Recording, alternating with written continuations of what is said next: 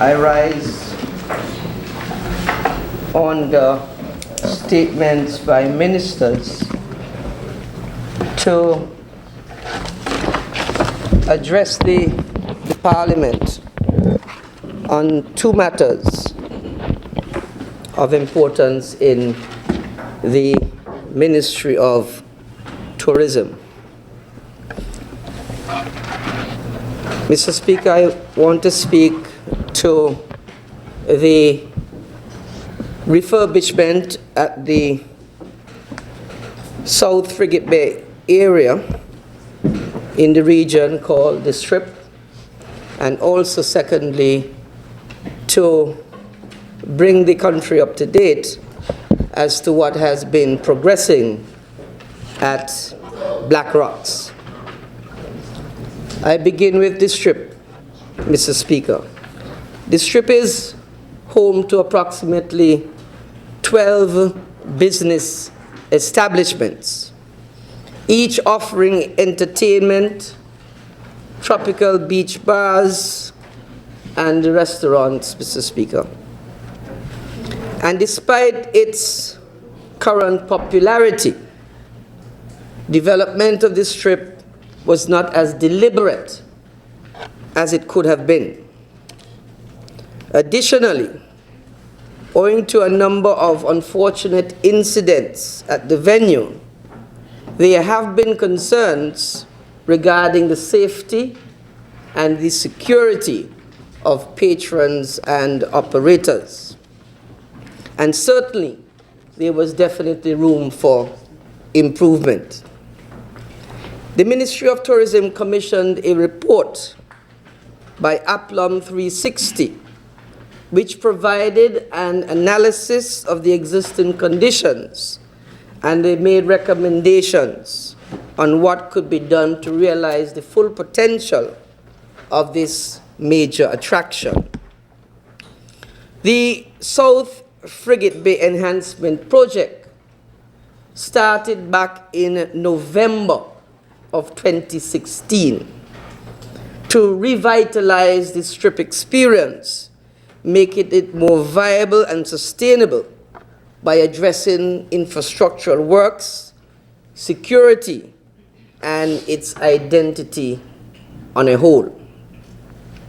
The federal government of St. Kitts and Nevis, Mr. Speaker, and the Caribbean Development Fund, the CDF, are jointly funding this project to the tune of approximately $7,474,694.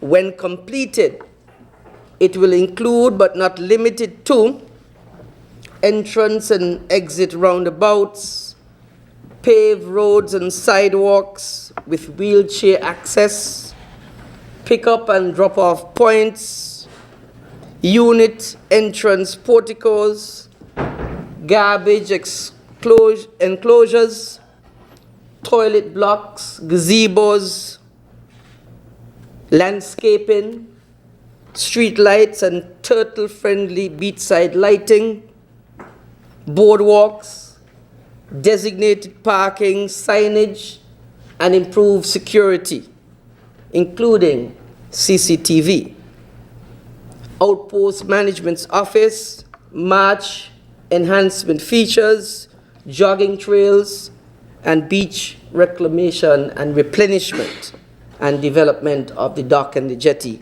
that presently is at Frigate Bay.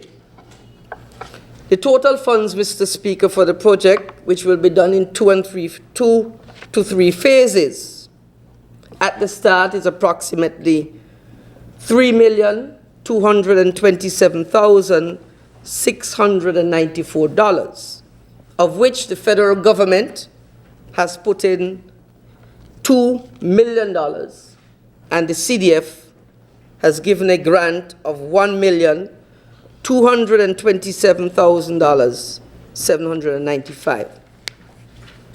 The Ministry of Tourism, Mr. Speaker, is the executing agency, and we have technical support from the Public Works Department and the Ministry of Sustainable Development. The project benefits, Mr. Speaker, from the oversight and the guidance from the Program Management Committee, the PMC, comprised of senior officials, both from the private and the public sector, reflecting the cross-cutting nature of the tourism sector. As of May 2017 it should be, most of the infrastructural work has been completed. Roads constructed, sidewalks and wheelchair access and ramps completed, delivery and pickup points completed, extensive network of underground water completed, sewage and electrical lines completed, and the entrance roundabout completed. All to the tune to date, as I speak, in the sum of $2,523,906, Mr. Speaker. The parking area is to be completed, and as we prepare to embark on the next phase, all these elements will be finalized. I want to just to touch briefly, Mr. Speaker, on the coastal erosion mitigation project, which is very important for the enhancement of the beach and the sustained viability of that particular area. The Ministry of Tourism is very close to reactivating this project, and we recently requested funds to secure the services of experts who can advise on how best to proceed with recommendations which we had made in 2015 by Smith Warner's report. The object of the project is to develop and to implement a beach protection system that supports the renourishment of the beaches both at South Frigate Bay and also at Friars Bay for the long-term preservation of the replenished locations. This intervention, Mr. Speaker, is critical for the following reasons. One, to preserve sustainable livelihoods among business operators both at South Frigate Bay and at Friars Bay, who make their living by selling food and services to visitors and locals alike, and who use these very beaches.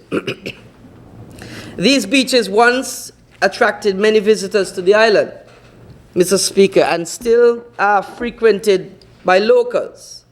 But practically all the businesses are reporting decreased traffic and disappointed beach users because of the state of the beaches. Secondly, these beaches, once replenished, will once again add value to the visitor experience and encourage increased use by locals. Without this intervention, we believe we will continue to see mass exodus of operators from these beaches to Cockleshell, which is already under severe stress from overcrowding. And their continued erosion has the potential to lead to a significant reduction in our cruise and visitor arrivals generally, and also in revenue to entrepreneurs and the country as a whole, to the loss of jobs at some of the establishments operating at these locations. And to complement the investment in the Frigate Bay Beach Enhancement Project at this Strip, we are intending to freshen and revitalize the tourism product in general and increase the revenue generation potential of these businesses in the environs. And so, Mr. Speaker, it is critical that the Ministry of Tourism obtains the required technical and other expertise very shortly so that we can continue the remedial action. I want to turn my attention, Mr. Speaker, to Black Rocks. At Black Rocks, we have begun a private-public sector partnership between the government of St. Kitts and Nevis and the Whitegate Development Corporation. Currently at Black Rocks, we have between 10 and 12 vendors who operate stalls at the site. Most of the persons who operate there are residents of the Bellevue area, Saddlers, and Tabernacle. And the Ministry of Tourism has renewed the focus on community tourism and our sustained efforts to grow tourism-related initiatives in the rural areas to diversify out of Bastille. And for this, we are very optimistic that the refurbished Black Rocks will translate into improved working conditions and an increased number of entrepreneurs at the site. The goal, therefore, Mr. Speaker, in terms of what we are doing at the Black Rocks area is to, one, promote sustainable livelihoods for the residents in the nearby communities, in particular by creating an enabling environment expected result in the short term be increased visits by the taxi and tour companies to refresh, refine, revitalize the tourism product and to add value to the tourists' experience in the Black Rocks area, to offer our guests a memorable experience and increase destination competitiveness. 3, to be a catalyst for a higher standard of community development at the Bellevue and surrounding areas. We want to work to develop, Mr. Speaker, a formal master plan for the Black Rocks area with design considerations for land conservation, historic and cultural preservation. We want to capitalize on the combined efforts and the resources of partners and stakeholders from the public and the private sectors to execute the master plan and realize outcomes that are consistent with their vision of a sustainable tourism program. So far, Mr. Speaker, work completed so far by Whitegate includes landscaping at the site along the Bellevue Main Road, costing some $108,000. Paved roads, drainage, design parking lots, costing $542,300. Signage at the area costing some EC $3,600. And seating in the area costing some $9,900. All of those initiatives completed and funded by Whitegate Development. Near completion, Mr. Speaker, are 5 vendor booths, chattel house style, costing some $250,000. We have a costing for 5 more additional booths, Mr. Speaker, costing some $500,000. All these monies being paid out of the Ministry of Tourism. And the ministry wishes to start on the next phase of construction as soon as possible. And these are the future plans, Mr. Speaker. The government, the federal government, in partnership with the Whitegate Development, we will do the following. Install viewing platforms and stairwells with railing right down to the beach at Black Rock. Additional stalls for the primate petting, barbecue and other purses selling and an assortment of locally grown fruits, etc. And significantly upgrades to the bathrooms. The comprehensive upgrades to be delivered will definitely enhance both visitor and vendor experience and comfort and raise the profile of this iconic venue. The necessary mechanisms will need to be put in place to enhance safety and security at the site and ensure effective management and maintenance of the venue. I want to end, Mr. Speaker, by sounding a note just to say that owing to the picturesque beauty of its volcanic features, the Black Rocks has enjoyed much popularity as a tourism attraction.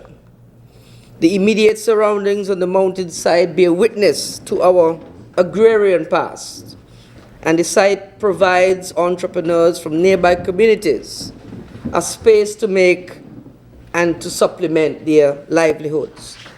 And we at the Ministry of Tourism, we are recommending that consideration be given to, when we have all these matters completed, to officially declaring Black Rocks a national park and elevating it to the iconic status that it really deserves. Thank you, Mr. Speaker. Stay up to date with news, programs, and activities of the government with SKNIS. Like us on Facebook. Listen to us on SoundCloud.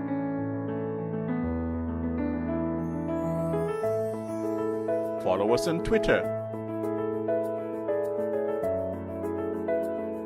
And watch our videos on YouTube. Connect with us today. SKNIS, St. Kitts and Nevis Information Service.